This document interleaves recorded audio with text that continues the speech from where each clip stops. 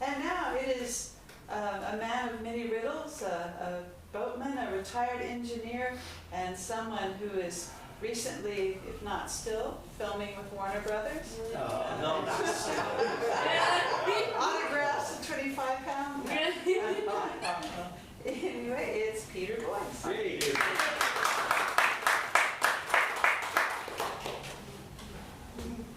Well, we're back with the Inuit in the north. And this is a very human story. There was a hunter, Canag, get it right, Canag. He was unmarried, and he moved from his village to an island, and there he took to wife the sister of many brothers, and he would hunt for the family. But this winter was very, very bad. It was so cold that the sea froze between the island and the mainland, and they couldn't go out hunting at all, because they hunted from the kayak on the sea. And the gear they had on the kayak was the harpoon with the lightweight harpoon line, and then the tow line, which was a stronger line to tow the seal back once they had killed. And to keep the seal afloat, they had a bladder inflated so that the seal wouldn't sink, because the seal will sink after a while. And with all this equipment, he couldn't go out onto the sea because there was no sea. It was a frozen ocean. And so, when they had eaten their store of food, they lay in the house, starving and weak. But he kept an eye on the weather. And the wind came from the north with snow. But the wind from the north pushed the ice away from the island. And there was open water. And in the snowstorm, he went out, he got his kayak on his head and walked to the edge of the ice. He put his kayak in the water and closed up the opening with the skin, and took his equipment and went hunting for seal. And there were waves and snow fell and the wind howled, but he had to hunt. And then he saw a group of black seal, and he threw his harpoon at the seal. But a little fjord seal came up between them, and he killed that. Oh well, he said, it's easier to skin a seal that small. And he took the seal, and when he slid the seal back into the house through the tunnel, great was the rejoicing within. And after that, he was able to go out hunting a little more. But the north wind still blew. And as he sat there waiting for the seals, sitting in his kayak in the waves, he wished that he could be joined by Killit, the great hunter from another village. But he didn't come. But then, a few weeks later, in Killit's village, there was hunger and weakness because they were unable to hunt.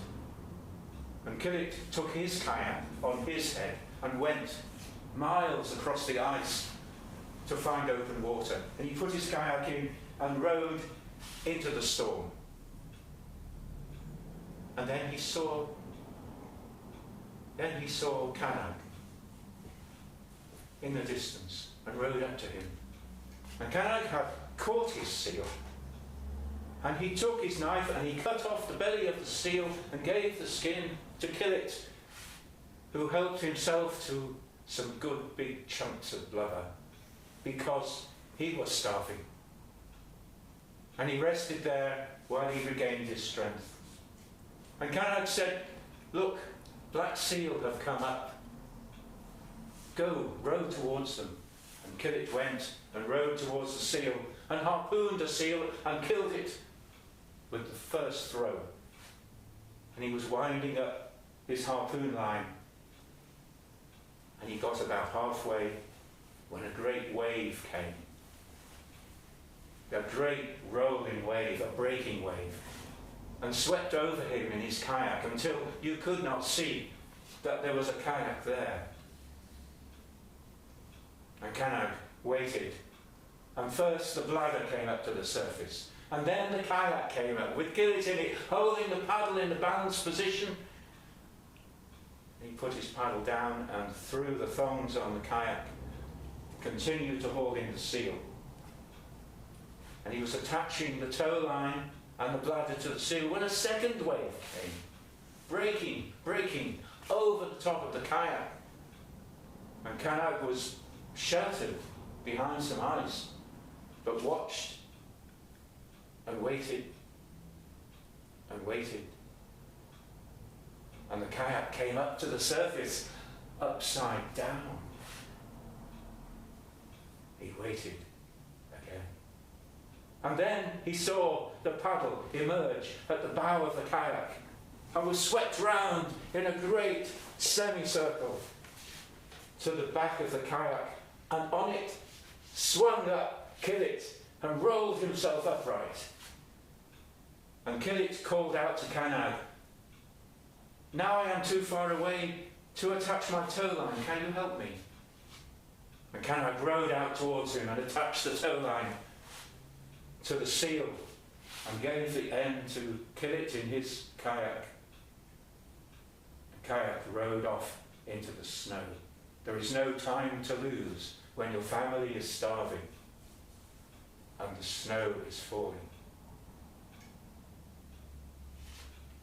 Later, towards the spring, the weather improved.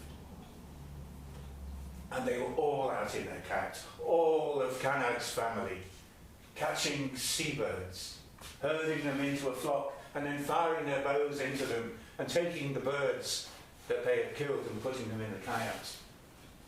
When suddenly they saw a canoe coming out of the sun. And it was Killit who was coming. And he saw the kayaks and he went towards them and he thrust his way through them until he was alongside Canag's boat. And he thrust his paddle through the thongs of Canag's boat. And he opened the skin over the opening of the canoe. And he put his hand in. And he brought out a beautiful, strong tow line made out of walrus skin and decorated beautifully with walrus teeth.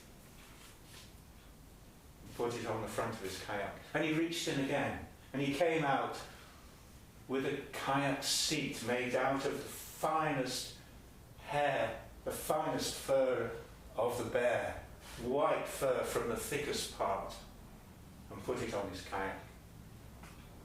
And he turned to Canag and said, "Once, when I was starving, you gave me blubber to eat, and I regained my strength. And then you helped me attach the seal to the tow line and save my people from starving. These things repay that service you gave to me."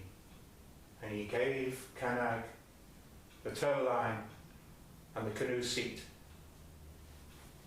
And then he rowed away.